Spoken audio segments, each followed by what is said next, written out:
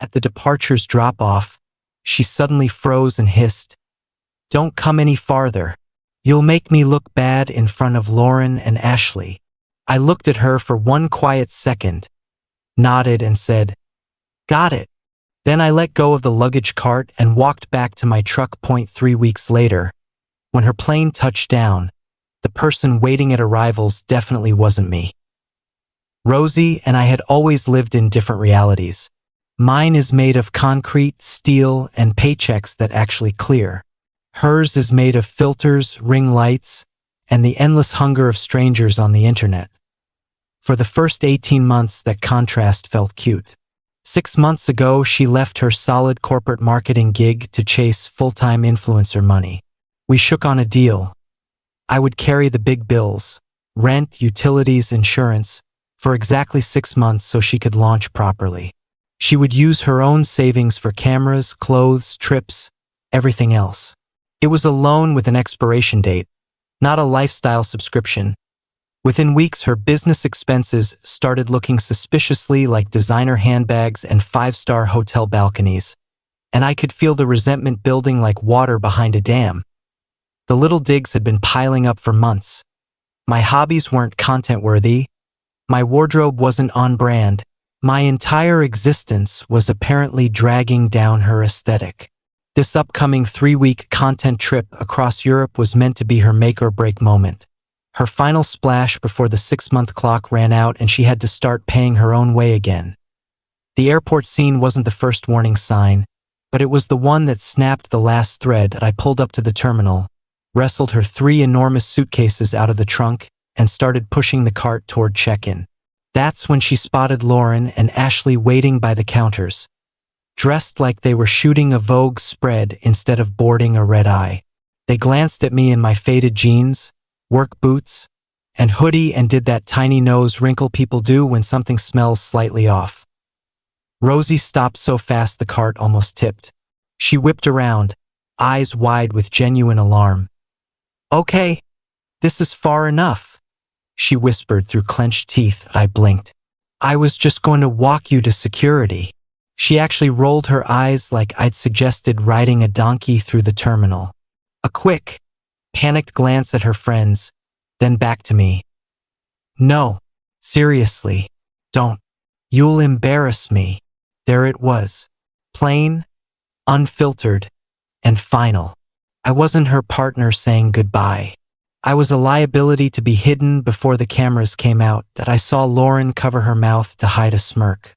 Ashley lifted her phone just a fraction, probably already recording for the group chat. In that single second, every memory rearranged itself into perfect focus.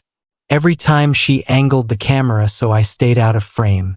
Every time she introduced me as my friend Tom to sponsors.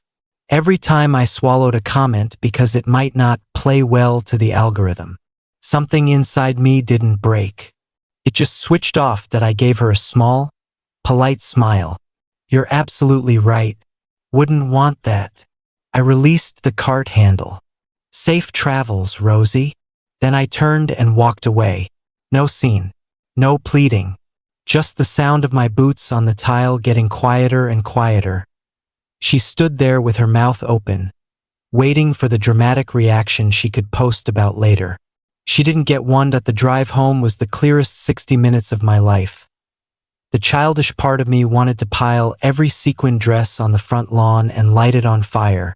The adult part of me, the part that designs load-bearing structures for a living, wanted this done cleanly, legally, and irreversibly. First stop, the dealership. That gleaming white Range Rover she loved posing in front of. Title was 100% in my name. I walked in, told the manager I was ready to sell it back today, and 4 hours later I walked out with a cashier's check that made my eyes water. When I got home, the house felt like a museum dedicated to someone I used to know. Her clothes owned half the closet. Her skincare empire had conquered both bathrooms, and the entire guest room had been converted into a walk-in studio of backdrops and ring lights. Time for an exorcism. I called the most expensive junk removal and deep cleaning company in the city. Told them I wanted every single item that wasn't mine gone. Clothes, makeup, props, furniture she'd picked out, all of it. I wanted the house scrubbed until it smelled like nothing had ever lived here but me. They quoted me a price. I told them I'd double it if the whole job was finished in under 36 hours. While they worked, I handled the digital purge, changed every shared streaming password, removed her from every bank account and credit card. Then I logged into the back end of her influencer website, the one I had built and hosted for her when she started, and quietly switched the admin email and recovery number to mine. I now owned the keys to her entire online kingdom. By the following night, the house was a blank slate. The closets were empty. The counters were bare. The studio was just a sunny, empty room again. But empty isn't home, so I filled it with things that were actually mine. I bought the deep, ridiculous couch I'd always wanted. I dragged my hand-built walnut coffee table out of storage, the one she'd called too rustic. I mounted an actually good TV with a sound system that rumbles in your chest. The former studio became a home gym and workshop where I could build real things again. For the next 2 weeks, I lived like a man who'd been underwater for years and finally broke the surface. I saw friends I hadn't hung out with since she decided they were low energy. I hiked actual mountains instead of posing in front of fake ones. I went to baseball games and ate hot dogs without worrying about the lighting. Her texts trickled in from Europe, sun-kissed selfies in Santorini, pasta in Positano, 0 questions about me. I never answered once. 3 days before her return flight, I used part of the car money to book the trip I'd been dreaming of for years. 2 weeks riding a motorcycle through Utah, Arizona, and Nevada. My flight out left the same morning hers landed. The night before, I sent her one email. Subject line, logistics for your arrival. Rosie, as requested at the airport, I have removed myself from your life and your frame. All of your possessions have been professionally packed and placed in paid storage, Unit 42, 123 Storage Way, code 1234, first month covered. The vehicle has been sold. It was titled solely to me. The house locks have been changed. You are no longer on the resident list. This should give you the clean backdrop you've always wanted. I'll be offline and out of the country for the next few weeks. Best of luck with the brand. Tommy hit send, shut the phone off, and went to bed smiling for the first time in months. Update 2: I was camped under a sky full of stars in Zion when I finally powered the phone back on 5 days later. The explosion was glorious. Hundreds of missed calls. Voicemails that auto-transcribed into pure, high-pitched chaos. Texts that went from confusion to bargaining to threats in record time. My buddy Dave had been feeding me updates. Rosie waited at baggage claim for 90 minutes, posing forlornly with her luggage mountain, certain I was just stuck in traffic. When I never appeared, she lost it right there on the curb. She eventually paid $180 for a cab to the house. The driver helped unload her 3 giant bags onto my front porch. She waved him off, dug out her key, and nothing. The key didn't work. She stood there in designer sweats, 3 weeks of European haul around her. Realizing she was officially locked out, her friends Lauren and Ashley suddenly had plans and couldn't possibly fit 3 oversized suitcases in their tiny city cars. Her parents had to drive 2 hours to rescue her. Dave's neighbor filmed the whole thing from across the street. Dad red-faced and yelling, Mom crying into tissues, Rosie sitting on a Louis Vuitton trunk like a deposed influencer queen.